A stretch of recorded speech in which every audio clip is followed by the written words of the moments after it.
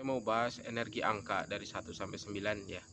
Langsung aja karena saya males pakai banyak-banyak cincong. Ya, energi angka 1. Sebelumnya saya mau bilang dulu, ini sebenarnya sudah ada video-video saya sebelumnya ya. Tapi ini sedikit update aja lagi ya. Refresh aja materinya. Oke, energi angka 1 itu cenderung energinya mandiri ya. Namanya juga satu, sendiri bisa. Ya, dia bisa bertanggung jawab untuk diri sendiri. Terus mandiri, tidak bergantung pada orang lain, cenderung bisa memimpin yang lain ya, pemimpin ya.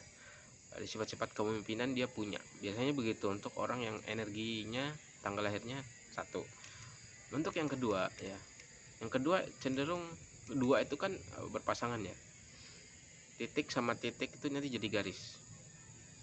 Nah, garis ya namanya itu dua itu penghubung antara dua titik ya. Penghubung itu negosiator, bisa juga pinter negosiasi ya, pinter mendamaikan ya, bisa juga energi angka 2 itu pinter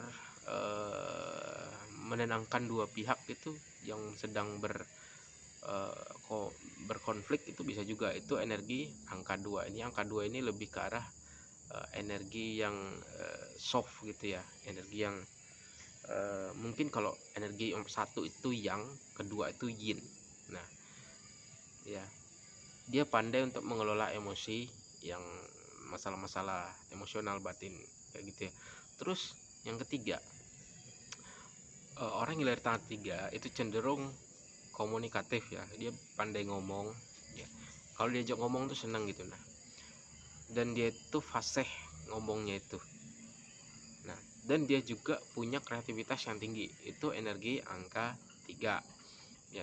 Orang angka 3 ini dia punya bakat seni yang baik ya, tapi dalam arti bukan seni kesenian secara umum gitu, tapi dalam melakukan sesuatu dia mempunyai jiwa seni dalam melakukan hal apapun itu ya. Jadi bukan seni secara umum. Seni secara umum itu kayak seni menggambar, melukis, menari, itu enggak begitu sih ya. Tapi seni dalam melakukan sesuatu, misalnya dalam masak, seninya kan ada tuh, seni dalam masak, seni dalam mengerjakan sesuatu, misalnya seni dalam membangun rumah kan ada seninya juga tuh. Seni dalam membakar sampah itu kan ada seninya juga. Jadi setiap pekerjaan itu ada seninya. Matematika pun, mengerjakan matematika itu ada seninya ya. Jadi itu orang yang lahir tanggal 3 itu biasanya begitu ya, dia punya kesenian yang baik. Terus yang keempat, orang yang angka 4 itu cenderung mereka tuh detail gitu loh, cermat. Dia biasanya bekerja di cocok bekerja di kepolisian mungkin ya, yang berkaitan dengan keamanan, kurang lebih seperti itu ya. Mereka ini baik dalam komposisi suatu, itu bisa juga.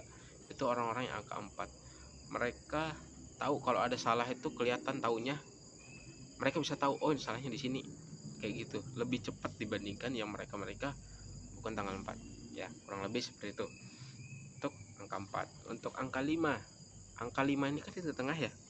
Angka 6, angka 5 ini artinya nggak ke kanan, nggak ke kiri, artinya dia bebas. Makanya orang-orang yang punya angka 5 di tanggal lahirnya atau di life path-nya itu cenderung lebih suka bebas dibanding terikat pada suatu aturan. Lebih suka jalan-jalan, nggak suka dikekang, biasanya kayak gitu yang punya angka 5 ini ya. Jadi bukan berarti dia apa ya, tapi emang udah karakter dasarnya begitu angka 5 ini. Nah, terus angka 6. Angka 6 ini lebih ke arah penyayang ya. Mereka yang punya angka 6 di chartnya itu, mereka adalah seorang penyayang, pengasuh keluarga yang baik ya, kurang lebih seperti itu. Angka 7 ini kaitannya dengan spiritual. Angka yang spiritual itu kan kayak gini, ada 7 lapis langit, 7 tingkatan, 7 cakra kayak gitu. tujuh surga, tujuh neraka, dan semuanya berhubungan dengan spiritual. Jadi orang-orang yang punya angka 7 di chartnya itu ya, mereka itu sebenarnya baik ya, bagus dalam hal spiritual ya, tingkat tauhidnya itu bagus ya. Tapi ya sebenarnya ada juga yang negatifnya ya, cuma itu nanti di bahasan lain aja, karena saya yang bagus bahas yang bagusnya aja dulu ya. Terus angka 8, angka 8 itu kan seperti tidak putus ya. Angka 8 itu tidak putus dan teratur dari ke atas ke bawah ya, dan berulang. Artinya dia punya kemampuan manajerial yang baik, kemampuan mengatur yang baik, mengatur keuangan yang baik juga, yang punya angka 8 ini. Jadi kalau angka 8 dia ngatur-ngatur tuh pandai tuh yang punya angka 8 nih. Oke, lanjut kita ke angka 9. Angka 9 ini sebenarnya kan angka paling tinggi ya, angka paling tinggi. Tapi walaupun dia paling tinggi, sebenarnya ada beberapa literatur yang bilang paling tinggi paling sempurna, tapi dia paling tinggi ini juga punya hal buruk yang paling buruk juga ya, adalah nanti itu ya. Tapi secara umum karakter angka 9 ini dia kemanusiaannya baik ya, kemanusiaannya baik.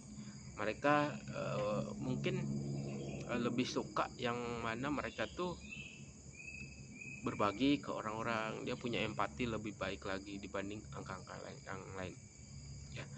Oke, itu untuk energi angka-angka ini. Jadi sebenarnya energi angka ini bukan sekedar dilihat dari tanggal lahirnya ya, tapi life path-nya juga, terus angka-angka yang ada di dalamnya juga ya. Jadi ini secara umum aja energi angka itu sendiri ya. Kalau ada yang mau ditanyakan silahkan komentar, ada yang mau konsultasi ke link yang ada di komentar itu aja ya, langsung aja, atau ke WA aja dah biar gampang. Itu aja. Assalamualaikum warahmatullahi wabarakatuh.